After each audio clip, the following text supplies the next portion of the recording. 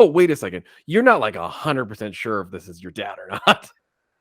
This is the Awesome Matt Podcast. This is Austin. This is Matt. And this week, we, instead of watching a movie, we ended up watching a series. We watched season 2 of Russian Doll. But before we get into any of that, Matt, what else did you watch this week? I'm still just watching Stranger Things, which I know is Stranger what I've watched the Things. last several times. But I'm kind of getting through each season, so now I'm into the third season. Second season, great. I was super happy with it. Third season, loving it just as much. I think getting really to see, because that first season, Steve Harrington's story was really surrounding Nancy and Jonathan, and in the second season, he kind of gets adopted into the kids group as like they're like the guy who kind of watches over them. And so then in the third season, he's like full on. He's kind of the head guy in their group. Not even a head guy. He's just the cooler older guy who kind of watches out for him. And there's that moment where he first sees Dustin and they have like a lightsaber battle in the air and he stabs him. And it's just like so much fun. So that's the thing that I've liked the most is seeing Steve's character change into this. And I actually read the other day, a little interesting bit of information in the original script of Stranger Things, Steve died. That moment when he comes back after leaving because he's scared of the Demogorgon and he comes back, he was supposed to die there. And the writers of the show liked him enough. They were like, let's keep this guy. Let's ride him into the rest of the series. I maybe knew that before, but I kind of relearned it again, which made me happy. So I'm really enjoying it. I think my biggest issue is not with the show itself. I was sure that the new season was going to be hitting kind of like early May. It's hitting late May. So I was thinking, I'm going to finish it like a few days before the new season hits. No, I'm going to finish season 3 next week and I'll still have to wait another like 2 or 3 weeks. So that's a little bit of a bummer, but that's okay. Yeah. Excited to be done with it and kind of get back into some movie watching. Austin, what did you watch? Yeah. Before that, so one other like little piece of information though, in regards to the actor that plays Steve, I don't know his actual name, but Steve Carey. No, Joe Keery. Excuse me. I was like, wow, Steve, that's really easy.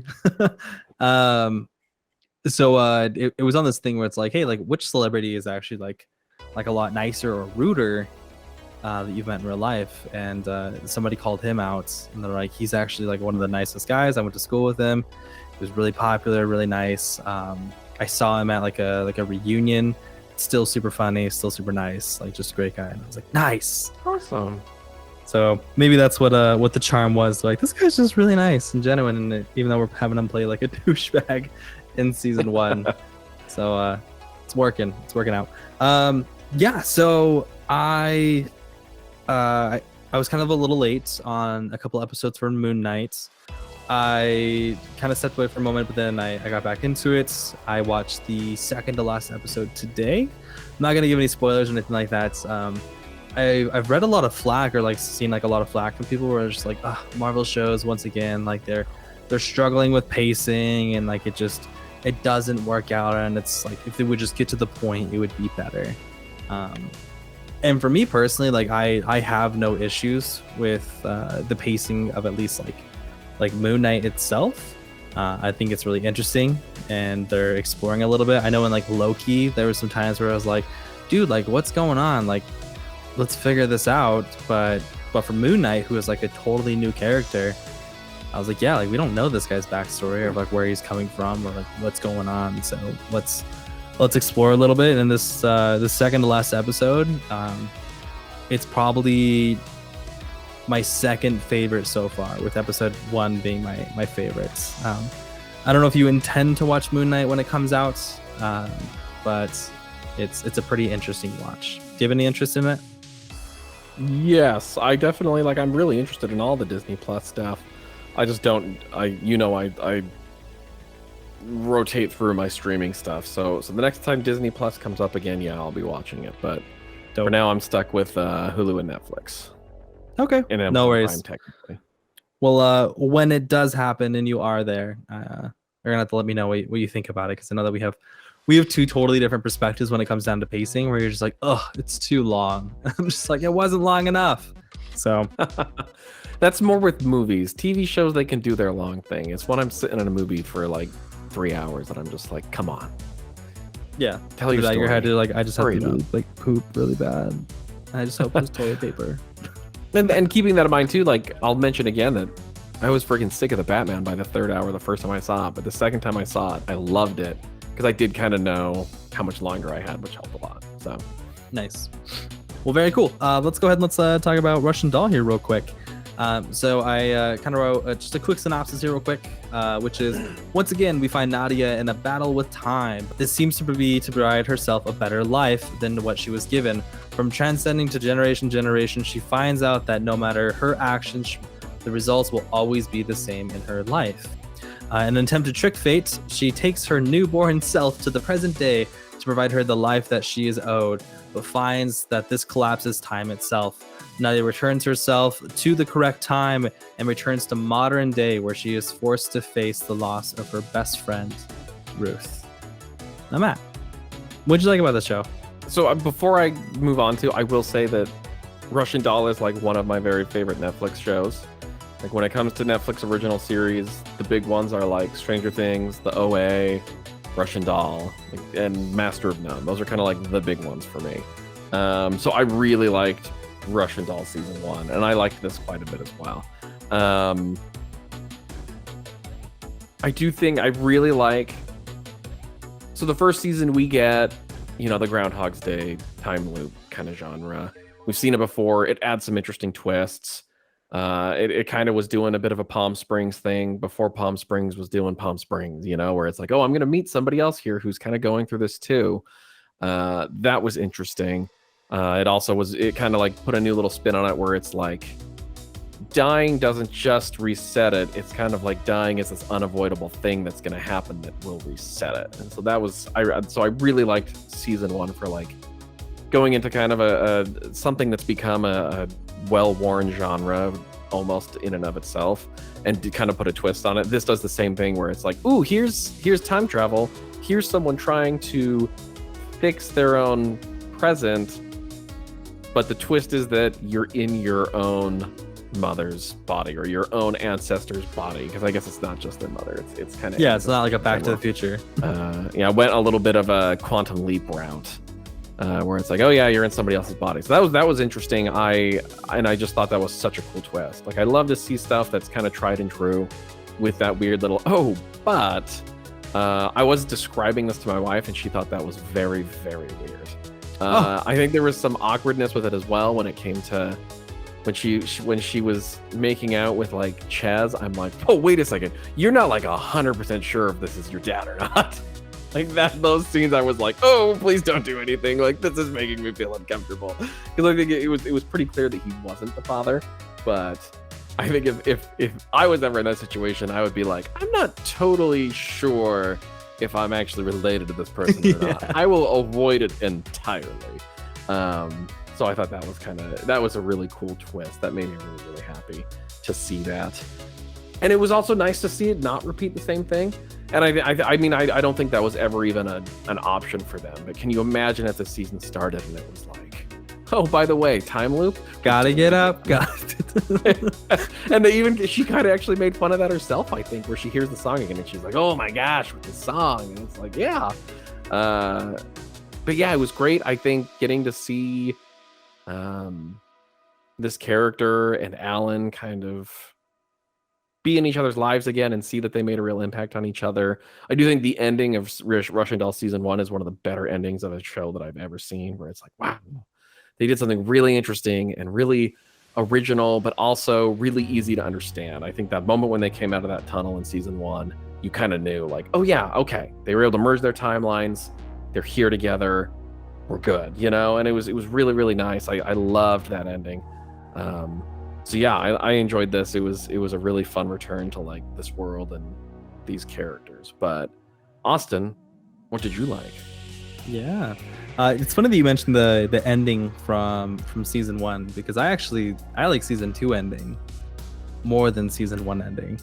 Really? Yeah. So as we saw this like very selfish Nadia try to do everything she possibly could to give herself a better life. She's forced to kind of come to grips of it and return home, and then put herself back into the life of, well, no matter what you could have done or what you should have done, it doesn't matter. but what you have to face right now is the fact that Ruth is dying. And like that's a big impact. And I know they said it a couple times where it's a Coney Island, where had she given herself a better life, what's to stop her from being like, well, like, how can I save Ruth? I was really expecting this to turn into like a, how am I going to save Ruth's life? But it kind of just ended where it's like, I can't change anything in the past. Now I have to face this grief, and I have friends along the way that are going to help me through it, and they're always going to be there. So I personally, like, emotionally, I felt a lot better with that, but it was all right. I was a pretty big fan of the music that was used in this movie. So when I tell people that I like Pink Floyd, they always think that it's going to be like the like Dark Side of the Moon and all that stuff. But the Pink Floyd album that I listened to, which was like the only CD I had in my car when I was in high school, was The Wall. And specifically, there's CD A, or I guess side A of The Wall, and there's side B, where not a lot of people have listened to a lot of the stuff on side B. And so like one of the songs that we had in here, which was Mother, when like the baby was being born, like that is a Pink Floyd song that's like not really well known, which is nice to hear that. You pretty much never hear it in any movies. But they did use Shine On Crazy Diamond, which is a fantastic song to finish out the show, as just going through and dealing with that grief. But this is I'm gonna blend a little bit here. I really wanted them to use Vera by Pink Floyd, which is also on that same album, because the mom's name is Vera, and it would have just worked. Mm-hmm. And the song Vera, I don't know if you heard it, it's only like a minute and a half long. It doesn't make a whole lot of sense, but it's talking about Vera Lynn, and she was a singer back in like the 40s, 50s. But they didn't, so I was like, it would have worked out. Shot missed, totally fine. It's all right. So full honesty, I'm not like the biggest Pink Floyd fan. I listened to like Dark Side of the Moon in high school a little bit and stuff, and after high school, there was only one song in this that I was like, oh, that sounds like Pink Floyd. I had no idea there was a lot of other Pink Floyd in this. There was a song, I think, when they fall into the water near the end, there's a Pink Floyd song. That was a song where I was like, oh, okay, like I'm guessing this is Pink Floyd. No idea there was more Pink Floyd in that TV show. That's funny. But the last thing that I really liked about this was Ruth. So we got the interesting element of, we find out how Nadia knows Ruth, and we know Ruth is like a lifetime family, and like she's the psychiatrist and things like that, but like we don't know why she cares about Nadia. And then we get hit with kind of that line where it's like, it's not my obligation, but I do love you. And you kind of see that as it passes through, and like that moment where Ruth gives up her ring to get the Krugerrands back for Nadia's mom. I forgot her name. Nora. It was like, wow, like Ruth really is like a really good friend, and she does things because it matters to her why she does it. And to get like all this backstory behind Ruth, and to know that she ends up passing away at the end, like, yeah, like there's that emotional hit behind it. So it's nice for her, although it sounds extremely painful when she talks. But we know why that was, and it's all right. It's all right. But handing it over to you, Matt, what did you want like different to have, or what did you not like about this? This is such a mean dislike, because it's everyone's dislike all the time for these types of things, but it just wasn't as good as the first season. Like, I just think it was great. Like, I'm not complaining. I'm not saying it was bad, but I just think that first season really, it was just so special and so new and so interesting, and this just felt, it just didn't have the same kind of magic, I guess. I don't know. This is weird too, because I really like the show, but I do find Nadia to be a little bit of an annoying person. But I think that's the point. Like, she kind of talks about how she's kind of selfish and she's kind of a jerk, and like, you definitely see that. And I think sometimes she's one of those characters that's just like, she's too quirky for their own good, and it just feels like, okay, people in the world like this don't exist, and the ones who do tend to be trying a little too hard to be like this quirky weird person. I don't know, like she just felt maybe a little bit disingenuous, I guess. Also, like, I think my biggest dislike was not enough Alan, and I would kind of have to, because interestingly thinking too, I'm like, was Alan not in the second season that much, or like am I kidding myself thinking that he was in the first season more? Because watching this, he didn't feel like he was in it very much, and I would have liked to see more of him.